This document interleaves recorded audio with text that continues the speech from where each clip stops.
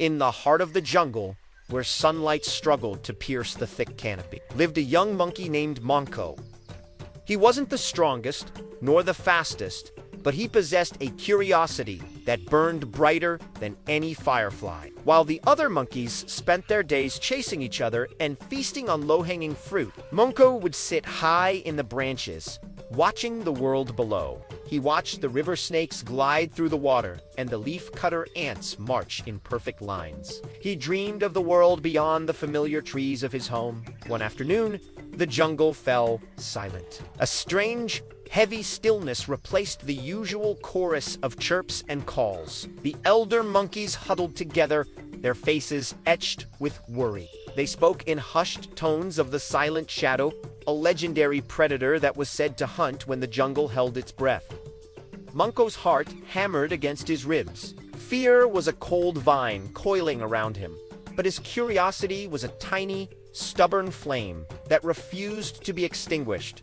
He had to see it. Ignoring the frantic gestures of his mother, Monko slipped away. He moved through the undergrowth with a stealth he didn't know he had, his small body a whisper in the leaves. He followed the silence, a trail more telling than any footprint. Soon, he reached the edge of a clearing he'd never seen before. In the center stood a colossal kapok tree, its branches reaching for the sky like gnarled arms. And there, at its base, was the source of the silence. It was a panther, sleeker and darker than the deepest night. Its muscles rippled under its obsidian coat as it stalked something Monko couldn't see. But then he saw a tiny fawn, separated from its mother, frozen in terror. The panther crouched, its tail twitching, ready to pounce. The entire jungle seemed to be watching, paralyzed.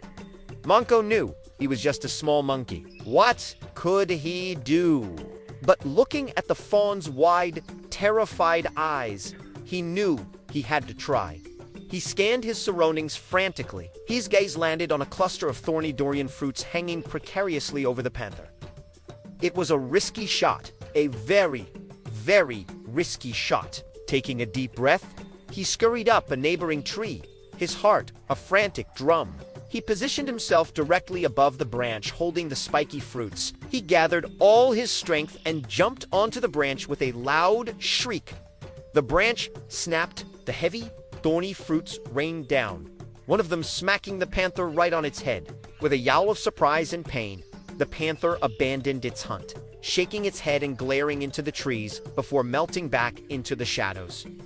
The spell was broken. The jungle erupted back into life. The fawn, startled into action, sprinted away to safety. Monko scrambled back to his family, his body trembling. He expected a scolding, but instead he was met with wide, astonished eyes. The elder, who had watched from afar, approached him. He didn't speak of recklessness, but of courage. That day, Monko wasn't just the curious monkey anymore.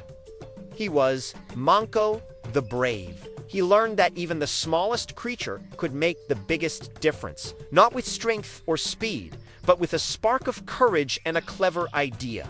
And as he looked out at his jungle home, it felt bigger and more full of possibility than ever before. Thanks for watching, and don't forget to follow for more stories.